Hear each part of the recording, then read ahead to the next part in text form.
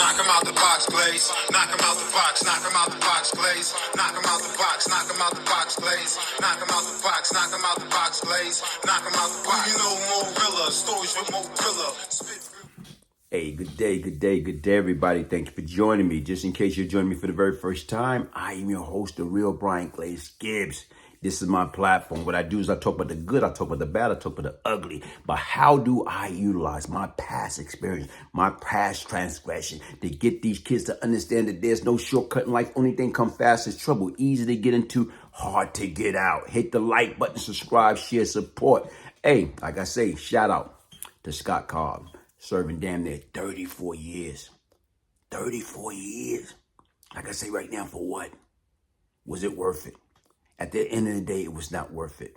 Listen, like I tell you right now, for more of the story, listen, check it out. Hit the like button, subscribe, share. One love. Rookie officer Edward Bryne changed policing in New York City during the crack epidemic. Scott Cobb is the first of 4 men convicted in the brazen murder to win release after 34 years. He did 34 years, and all he did was drive the car. He didn't kill the cop. Scott Cobb was part of a stunning conspiracy to kill an NYPD officer to send a message from the crack cocaine lords of South Jamaica, Queens on February 26, 1988. Then I hear pow, pow, pow, pow, I hear 4 shots. Officer Edward Bryne, just 22, was actually killed by 5 bullets to his head less than a week after his birthday. He was guarding the home of a family that had been firebombed. The hit ordered by jailed drug lieutenant Howard Pappy Mason, who paid 4 members of his crack gang $8,000 to carry out the execution. 6 months later, the FBI and NYPD took down the family crack empire of Lorenzo Fat Cat Nichols, taking his mother and this sister into custody. What'd you say to the police when they came in? Kiss my Yeah. The feds say they want to break your family's control of the drug trade. Scott Cobb very quickly made a deal to cooperate with the feds, I'm willing to go on stand.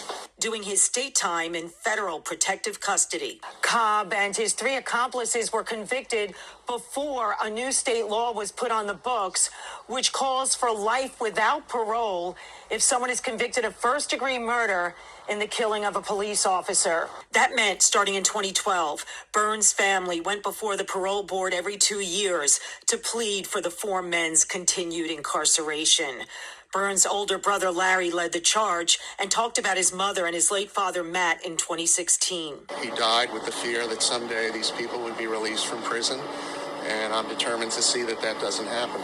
But Larry Byrne, a former NYPD deputy commissioner, died in 2020 during a time when aging convicted cop killers were getting released from prison.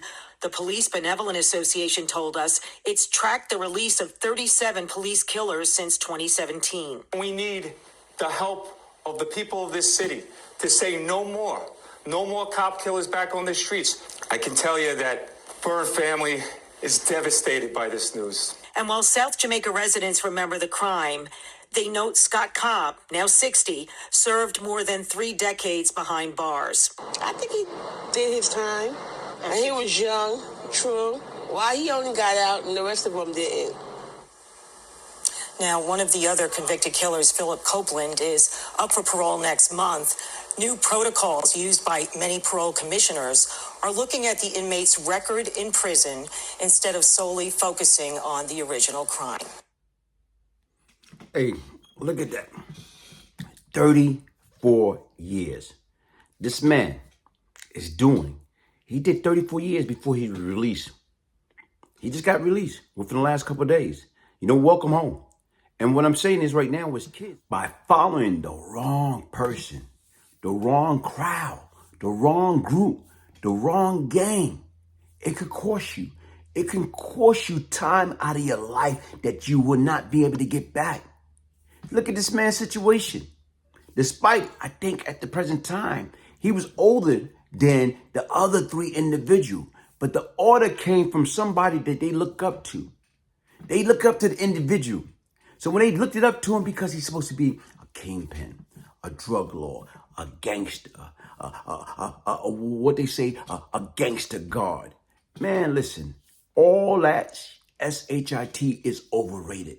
Do not get caught up into that negativity, that nonsense, that BS. Right now, if you're going to follow behind anybody, follow behind them for all the right reason. Know exactly right now, hold on, wait a minute here. I'm about to follow this group down this street right here. What's the outcome going to be? It's going to bring me pain or it's going to bring me pleasure. But if it's going to bring me pain, who else that pain going to affect? That man did 34 years. You know who affected more than anything besides himself? It affected his mother. Okay? It affected his family, his kids. It affected his brothers and sisters. He affected everybody that was around him. So it wasn't just him. So when y'all out there and y'all think about doing certain things, think about those that love you, your mother, your father, your grandparents, your kids, your wife. Come on. Your brothers, your sisters, your nieces, your nephew. Think about that. This man lost it all that time. Because what? He wanted to be down, wanted to be cool. I've been there. I was like him. The difference is, different outcome. And what I'm trying to say right now is I have plenty of regret. Trust me, you don't think right now in those 34 years how many times he kicked himself in the behind. And like I told you, folks, it doesn't matter. He was a driver. He didn't pull the trigger. He wasn't the one that passed the order. He just drove the vehicle. But he was just as guilty as the one that gave the order. He was just as guilty as the one that pulled the trigger because he was there. Guilt by association. So don't get it twisted thinking, oh man, I'm just going down the street. They about to do this. I'm just going to watch. Nah, if you dare and you know what's going to happen, it's going to make you accessory. And it's not worth it. Stop picking up the brake, throwing at that prison wall for absolutely nothing, man. Take your time. Go to school. Build work ethic.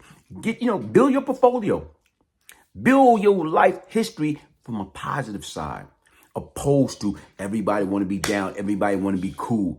Right now is, listen, folks, the new motto is, and what we have to get everybody to understand, stop trying to be a legend in the street and a failure in life. Right now, you a legend in the street, or you was a gangster, you was a tough guy, you did jail time or whatever. You know what? You had respect.